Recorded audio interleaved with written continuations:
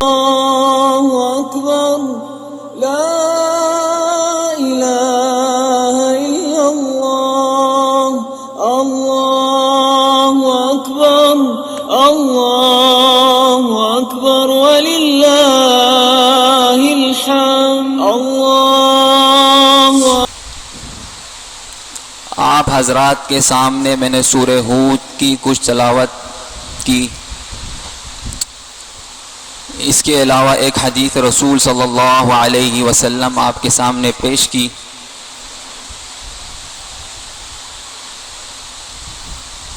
سامعین محترم، یہ تو سنت اللہ چلی آ رہی ہے، جب بھی کوئی قوم یا کوئی قبیلہ اپنی نافرمانیوں میں حد سے تجاوز کر جائے تو اللہ رب العزت اس قوم یا قبیلے کی طرف اپنا رسول یا اپنا نبی اس طرف مبعوث فرماتے ہیں۔ یہ جو آیتیں میں نے آپ کے سامنے پیش کی، یہ اس قوم کے بارے میں ہیں جس قوم کو اصحاب الایکہ یا پھر اصحاب مدین پکارا جاتا ہے۔ ویسے تو مفسرین کرام کی اس بات میں کئی روایات ہیں، بعض کہتے ہیں کہ اصحاب الایکہ الگ ہے، اصحاب مدین الگ ہے، لیکن جو راجح اور ارجح قول ہے وہ یہی ہے کہ دونوں ایک ہی قوم ہے اور انہیں اصحاب مدین کہا جاتا ہے۔ اصحاب مدین یہ حضرت ابراہیم علیہ السلام کے بیٹوں میں سے تھے۔ حضرت ابراہیم علیہ السلام کی تیسری بیوی، غالباً تورا نام ان کا تھا، ان کے بطن مبارک سے مدین پیدا ہوئے تھے، ان کے نام سے یہ قبیلہ مشہور تھا مدین، جس کی طرف شعیب علیہ السلام کو اللہ رب العزت نے ان کی طرف ان کی رہنمائی کے لیے بھیجا۔ سامعین محترم، جب بھی اللہ رب العزت اپنے کسی نبی کو کسی قبیلے یا کسی قوم کی طرف بھیجتے ہیں تو سب سے پہلے وہ لوگوں کو اللہ کی معبودیت اور اللہ کی الوہیت کی طرف دعوت دیتے ہیں۔ اسی طرح شعیب علیہ السلام نے بھی اپنی قوم کی رہنمائی شروع کی، سب سے پہلے انہیں اللہ کی طرف دعوت دی۔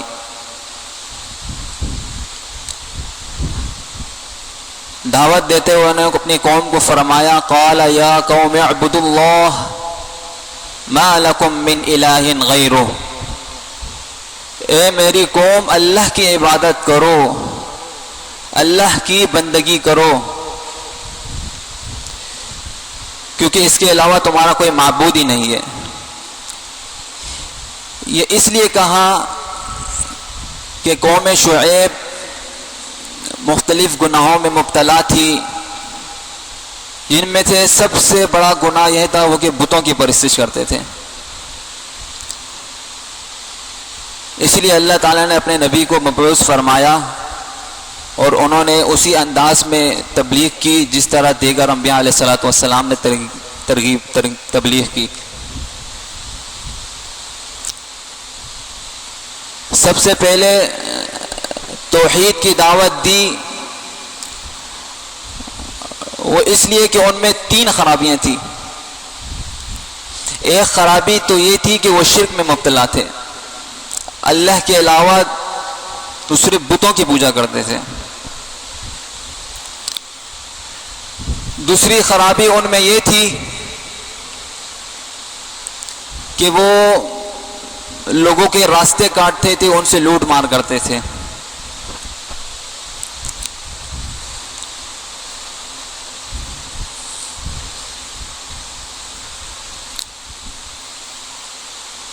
اسی توحید کو اللہ تعالیٰ نے دوسری جگہ یوں بیان فرمایا ہے، فرمایا وما أرسلناك من قبلك من رسول إلا نوحي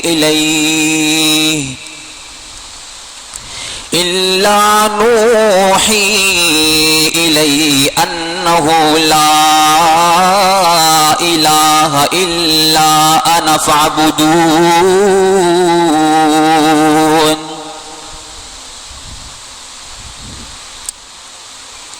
ہم نے آپ سے پہلے جتنے بھی رسول بھیجے تھے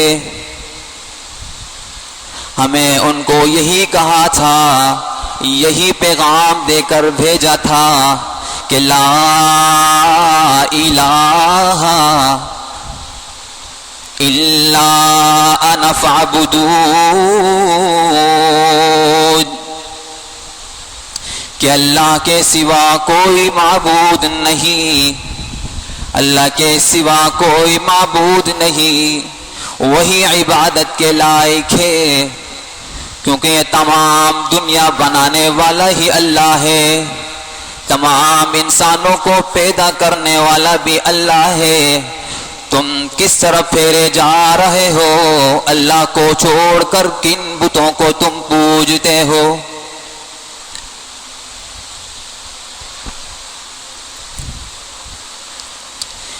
اسی کی دعوت دیتے تھے. اس قوم میں خرابی یہ تھی کہ وہ ناپ تول میں کمی کرتے تھے. تیسری خرابی ان میں یہ تھی کہ وہ ناپ تول میں کمی کرتے تھے. تو اللہ تعالیٰ نے قرآن میں فرمایا فَأَوْفُوا الْكَيْلَ وَالْمِيزَانَ، کہ ناپ تول کو پورا کرو، اس میں کمی نہ کرو. وَلَا تَبْخَسُوا النَّاسَ أَشْيَاءَهُمْ، لوگوں کو ناپ تول میں کمی کر کے نہ دیا کرو.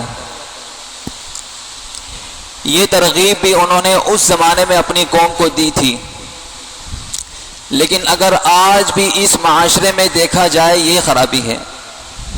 لوگ ناپ تول میں کمی کرتے ہیں، حالانکہ جگہ جگہ اللہ رب العزت نے قرآن کریم میں ارشاد بھی فرمایا ہے کہ ناپ تول میں کمی نہ کی جائے، وعید بھی فرمائی ہے، لیکن لوگ باز نہیں آتے جس طرح اس زمانے میں نہیں آتے تھے.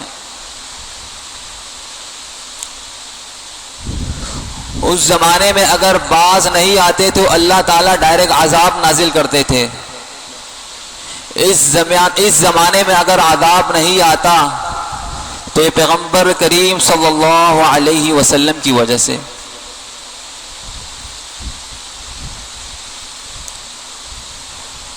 جس قوم میں ناپ تول میں کمی دی جاتی ہے اس قوم میں قحط پڑ جاتا ہے، قحط سالی ہو جاتی ہے. کیونکہ حضرت شعیب علیہ السلام کی قوم نے بھی یہی گناہ کیے تھے جس کی وجہ سے قحط پڑ گیا تھا. اور دوسرا یہ کہ وہاں بارش نہیں ہوتی. پھر جیسا کہ ہمارے معاشرے میں دیکھا جائے لوگ اس کام میں ملوث ہیں، بہت زیادہ لوگ ملوث ہیں، جس کا نقصان ہمیں اس صورت میں ملتا ہے کہ مہنگائی بڑھ گئی، اللہ کی رحمت نازل نہیں ہو رہی.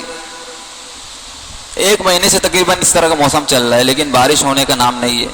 اس کی وجہ یہی ہے کہ لوگوں میں ایمانداری ختم ہو گئی ہے.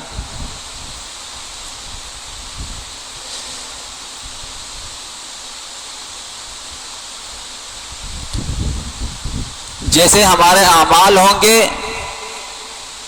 ویسے ہی ہمارے اوپر لوگ مسلط ہوئیں گے. لوگ برا بھلا کہتے ہیں لوگ اپنے سے بڑوں کو، لیکن اگر ہر انسان اپنے گریبان میں جا کر دیکھے کہ میں کتنا پانی میں ہوں.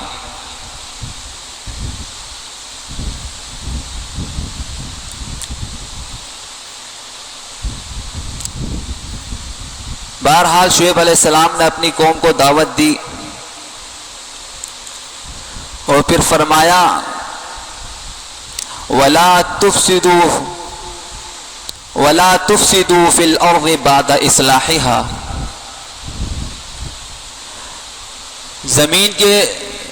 زمین میں فساد ختم ہو جائے، یا فساد مت مچاؤ زمین پر جب وہ زمین ٹھیک ہو جائے.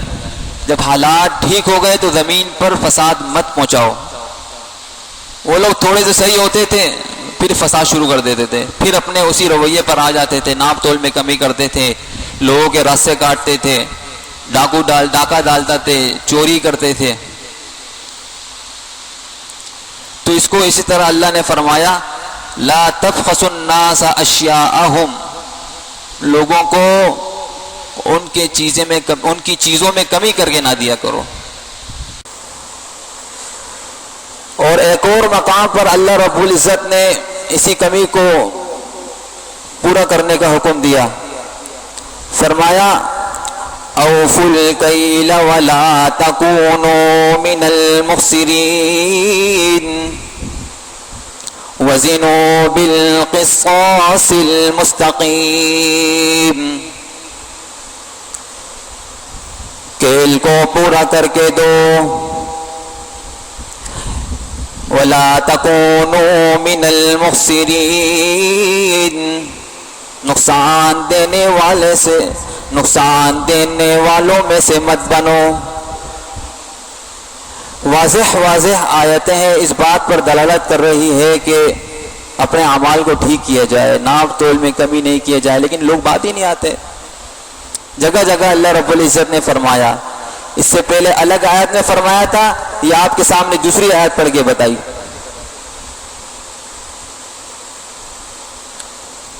پھر اللہ رب العزت نے فرمایا لالچ تھی نا ان میں، لالچ. ناپ تول کرتے تھے، ناپ کرتے تھے، خود زیادہ لیتے تھے، دوسرے کو کم کرتے تھے. لیکن جب خود خریدنے کی باری آتی تھی تو زیادہ لیتے تھے، ان کو کم کر دیتے تھے. تو اسی وجہ سے اللہ نے فرمایا بقیت اللہ خیر لکم ان کنتم مؤمنین. یہ جو تجارت تم کرتے ہو، حلال طریقے سے کماتے ہو، اگر تمہیں پتہ چل جائے یہ حلال جو تمہارے پاس باقی رہ رہا ہے یہ تمہارے لیے کتنا بہترین ہے، تو تم حرام طریقے چھوڑ دو. اللہ فرما رہا ہے. لیکن آگے فرمایا ان کنتم مؤمنین، اگر تم ایماندار ہو، ایمان رکھنے والے ہو، اگر تم مؤمنین ہو، اس کو ان چیزوں کا احساس ہوتا ہے.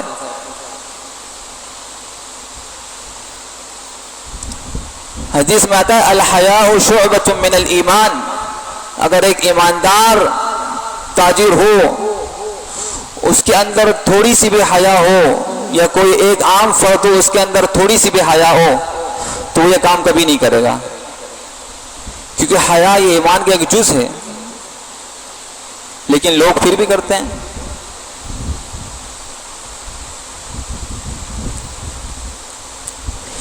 اسی لیے اللہ رب العزت نے ایک سورت باقاعدہ انہی پر نازل کی جو ناپ تول میں کمی کرتے تھے، وہ ہے سورہ مطففین.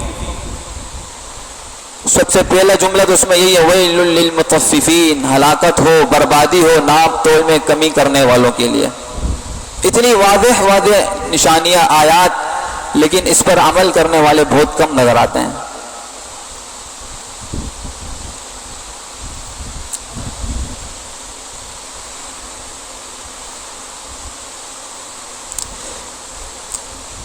فرمایا قرآن مجید میں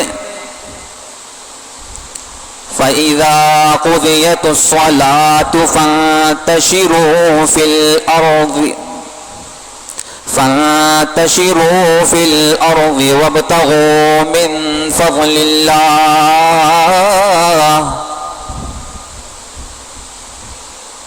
جب جمعے کی نماز سے تم لوگ فارغ ہو جاؤ تو زمین میں پھیل جاؤ. کیوں؟ وَابْتَغُوا مِن فَضْلِ اللَّهِ، اللہ کا فضل تلاش کرنے کے لیے.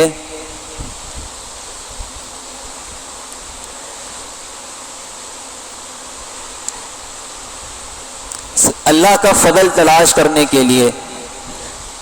تو اس میں بھی اللہ تعالیٰ اس بات کی ترغیب دے رہے ہیں کہ جمعے سے فارغ ہونے کے بعد پھیل جاؤ اور اللہ کا فضل تلاش کرو، یعنی تجارت کرو، رزق حلال کماؤ.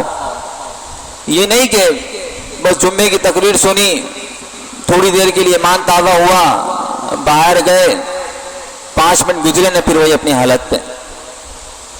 استغفر اللہ.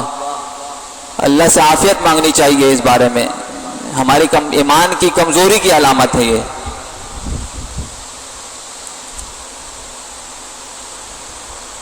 صحابہ کرام رضوان اللہ تعالی اجمعین نے حضور علیہ الصلاۃ والسلام سے پوچھا کہ سب سے افضل کمائی کون سی ہے؟ تو آپ علیہ الصلاۃ والسلام نے فرمایا سب سے افضل کمائی بیع مبرور وعمل الرجل بیدہ. سب سے افضل کمائی وہی ہے جو شریعت کے مطابق ہو، شریعت کے موافق ہو، شریعت کے خلاف نہ ہو.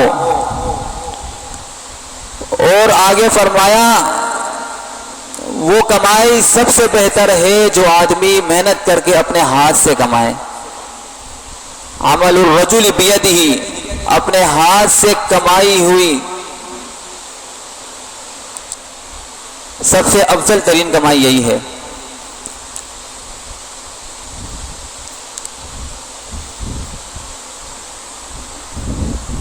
پھر صحابہ رضوان اللہ تعالی اجمعین نے فرمایا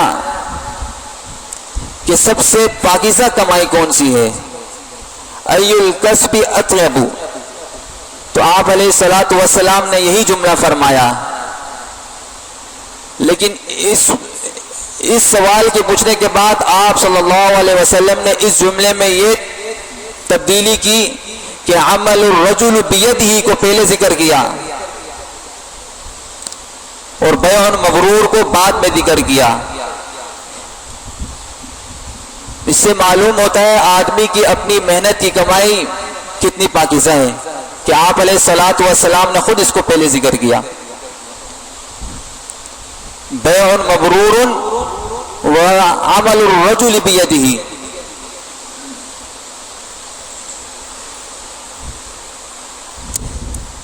پھر اللہ تعالیٰ نے آپ علیہ الصلاۃ والسلام نے ایک حدیث میں جو فرمایا التاجر الصدوق الامین مع النبیین والصدیقین والشہداء، اس حدیث میں آپ علیہ الصلاۃ والسلام بتا رہے ہیں کہ تاجر اور تجارت یہ کتنا عظیم کام ہے، کیونکہ اس کے بارے میں آپ علیہ الصلاۃ والسلام نے خود فرمایا وہ تاجر جو سچا ہو، الصدوق بہت زیادہ سچ بولنے والا ہو، امین امانت دار ہو، وہ قیامت کے دن سچے لوگوں کے ساتھ ہوگا اور شہداء کے ساتھ ہوگا. اس سے یہ پتہ چلتا ہے کہ ایک تاجر جو امانت دار ہو اس کا درجہ کتنا عظیم ہے، کیونکہ اس عظیم مرتبے کو کہ شہداء کے ساتھ ہونا، صدیقین کے ساتھ ہونا، یہ درجہ پانا اتنا آسان نہیں ہے. لوگ اس کے لیے کتنی عبادتیں کرتے ہیں، کتنی مشقتیں اٹھاتے ہیں صرف اس لیے کہ ہمیں یہ درجہ مل جائے.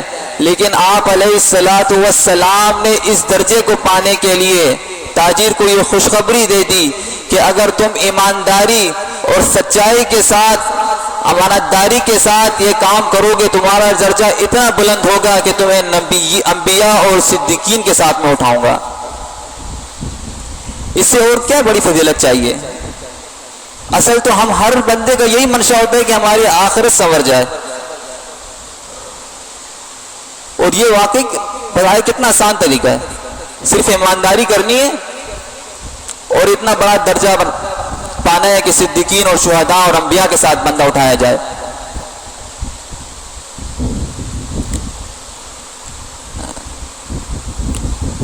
اسی جملے کے آگے ایک اور روایت میں آتا ہے التاجر الصدوق الامین تحت ظل العرش یوم القیامہ. قیامت کے دن اللہ کے سائے کے نیچے ہوگا. یہ اس قیامت کے دن جس کا ہولناک منظر ہوگا، لوگ پسینے میں شرابور ہوں گے، کسی کا پسینہ اس کی ناک تک ہوگا، کوئی گھٹنوں تک ہوگا، تو کوئی پورے کا پورے پسینے میں ڈوبا ہوگا. یہ ہولناک منظر ہوگا. لیکن وہ شخص جو امانت دار تاجر ہو، خیانت نہ کرتا ہو، ایمانداری کے ساتھ خرید فروخت کرتا ہو، آپ علیہ الصلاۃ والسلام نے اس کے لیے فرما دیا کہ وہ قیامت کے دن اللہ کے عرش کے سائے کے نیچے ہوگا. اس سے بڑی اور کوئی فضیلت ہو سکتی ہے؟ نہیں ہو سکتی نا. لیکن لوگ نہیں سمجھتے، کیونکہ لوگ ان چیزوں سے دور ہیں، نہ قرآن پڑھتے ہیں نہ حدیث پڑھتے ہیں.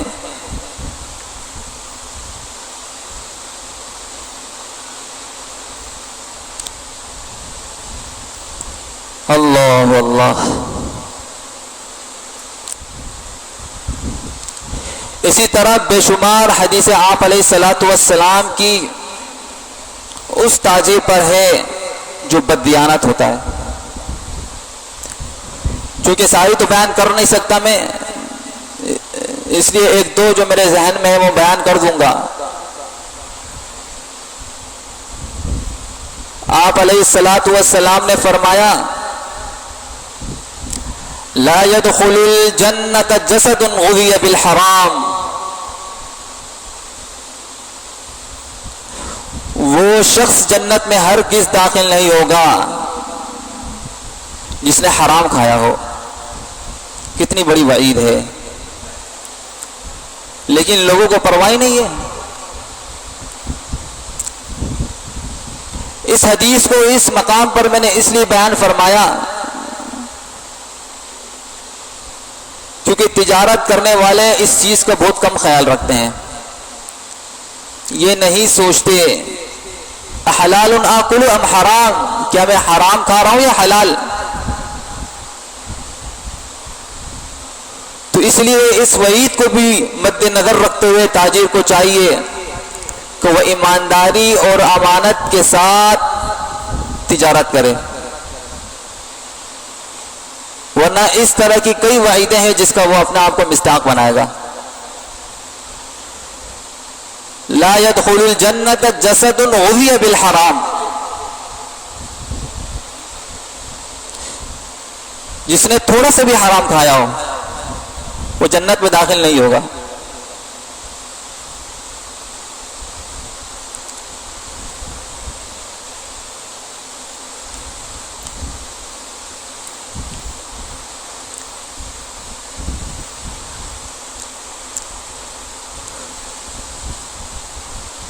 چونکہ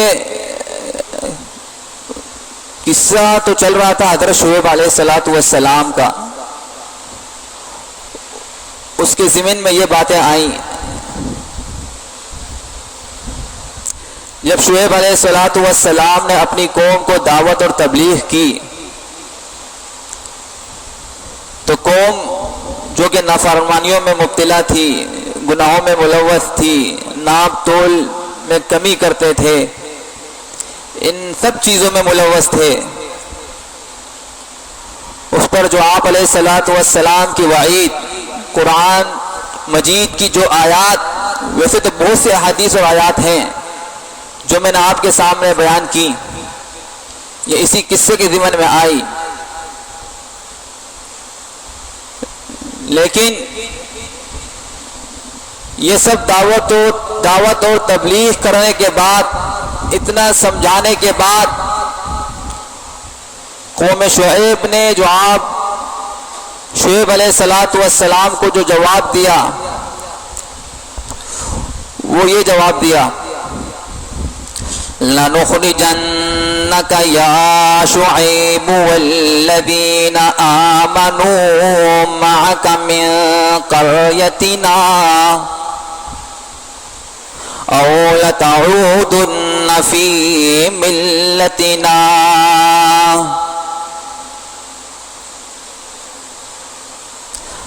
فرمایا اے شعیب، ہم تجھے ضرور بس ضرور اس بستی سے، اس قوم سے، اس قریے سے نکال دیں گے، اور ان لوگوں کو بھی نکال دیں گے جو آپ کے ساتھ ایمان لائے۔ ایمان لانا اتنا آسان تھوڑی ہے، ایمان لانا پھر اس پہ ڈٹ جانا، یہی تو اصل کمال ہے۔ شعیب علیہ السلام نے اپنی قوم کو دعوت دی، جس میں سے کچھ مسلمان ہوئے، ایمان لے آئے، لیکن ایمان بھی ایسا کہ ڈٹ گئے۔ قوم نے برا بھلا کہا، دھمکیاں دی، قوم نے بستی سے باہر نکالنے کا بولا کہ ہم تمہیں دھکے دے کے باہر نکالیں گے بستی سے، لیکن وہ اپنے اس ایمان لانے پر ڈٹے رہے۔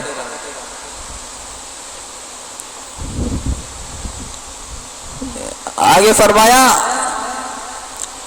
لَنُخْرِجَنَّكَ يَا شُعَيْبُ وَالَّذِينَ آمَنُوا مَعَكَ مِنْ قَرْيَتِنَا أَوْ لَتَعُودُنَّ فِي مِلَّتِنَا، ہم تمہیں بستی سے باہر نکال دیں گے، ان لوگوں کو بھی باہر نکالیں گے جنہوں نے آپ کے ساتھ ایمان لے آئے، انہیں بھی ہم باہر نکالیں گے۔ معاف اس صورت میں کریں گے کہ آپ ہماری ملت میں دوبارہ لوٹ آئیں، اس کے علاوہ کوئی چارہ نہیں ہوگا۔ اب قوم نے فرمایا لَتَعُودُنَّ فِي مِلَّتِنَا، کہ تم ہماری ملت پر، آپ ہماری ملت پر اپنی قوم کے ساتھ واپس لوٹ جائیں۔ اس سے یہ شائبہ نہیں ہونا چاہیے کہ نعوذ باللہ قوم شعیب بھی پہلے انہی کے گروہ میں سے تھے، وہ بھی کمی کرتے تھے ناپ تول میں، وہ بھی ان کی طرح لوگوں کا راستہ کاٹتے تھے۔ ایسا ہرگز نہیں ہے، بلکہ یہ سب کچھ حرکات یہ کرتے تھے، لیکن شعیب علیہ السلام انہیں کچھ نہیں کہتے تھے، نہ ان کی طرف توجہ دیتے تھے، نہ ان کی طرف التفات کرتے تھے۔ لیکن جب اللہ رب العزت کا حکم آیا، فرمایا وَإِلَىٰ مَدْيَنَ أَخَاهُمْ شُعَيْبًا، کہ ہم نے مدین کی طرف شعیب علیہ السلام کو بھیجا، جب اللہ کا حکم آیا تو شعیب علیہ السلام نے تبلیغ شروع کی، تبلیغ دی۔ ظاہر ہے سارے تو مومن اور اسلام نہیں لائے، لیکن بعض ان میں سے ایسے تھے جو ایمان لے آئے۔ تو اس سے یہ شائبہ نہیں ہونا چاہیے کہ وہ کہہ رہے تھے لَتَعُودُنَّ فِي مِلَّتِنَا، کہ آپ ہماری ملت پر لوٹائیں۔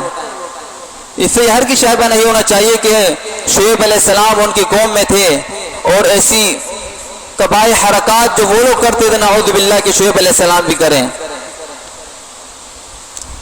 اس لیے فرمایا قوم نے دھمکایا، بار بار یہ کہتی رہی لَنُخْرِجَنَّكَ يَا شُعَيْبُ وَالَّذِينَ آمَنُوا مَعَكَ مِنْ قَرْيَتِنَا أَوْ لَتَعُودُنَّ فِي مِلَّتِنَا، کہ ہم ضرور اے شعیب تجھے اور تیری قوم جو تیرے ساتھ ایمان لائی ہے، ہم اسے اس بستی سے نکال دیں گے۔ أَوْ لَتَعُودُنَّ فِي مِلَّتِنَا، یا تو ایک صورت ہو سکتی ہے معافی کی کہ آپ ہماری ملت پر دوبارہ لوٹ آئیں۔